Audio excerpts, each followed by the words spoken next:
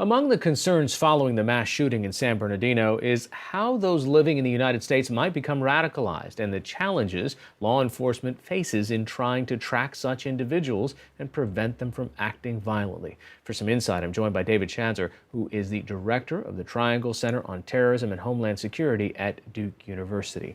So, David, one of the things that people have been struggling with is that there isn't any one single profile of who is going to do something like this. No, there is not. When we look at these group of perpetrators and we can look backwards, we do realize that they share some common traits. They are often disassociated with family members and friends, loners, not deeply embedded in their community. Many of them have exhibited some forms of depression or forms of mental illness. A lot of them have had familiarity or experience with firearms. But then, so those behaviors are so generalizable and they apply to so many millions and millions of people in the United States. If you're trying to look forward and be able to point out and say, well, that's somebody we should really pay attention to, it's just very, very difficult, if not impossible.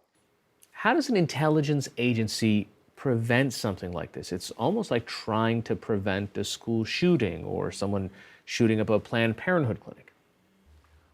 Well, it really is. To my mind, the best way to try to deal with these things is really to have deep connections between our law enforcement agencies and communities, because it's going to be friends, relatives, coworkers that might pick up on signals of individuals that they have changed.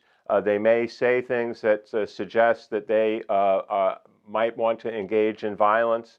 So having those kinds of relationships of trust and connectivity in communities is what can possibly give the police some sort of early warning that an individual is headed down a road towards violence. Well, in this day and age, when you start to talk about connection in communities, I automatically think of social media, and it seems that those are now open source indicators of what someone's thinking. They're opting into sharing this with people.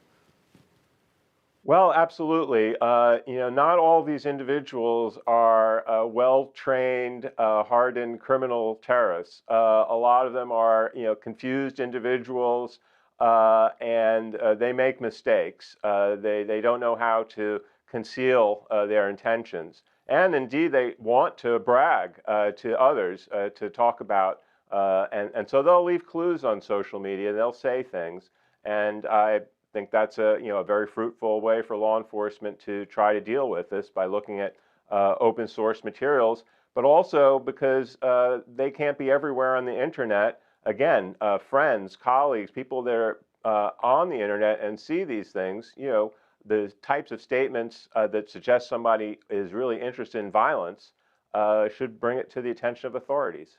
All right, David Schanzer of Duke University joining us from California today. Thanks so much. Well, happy to be with you.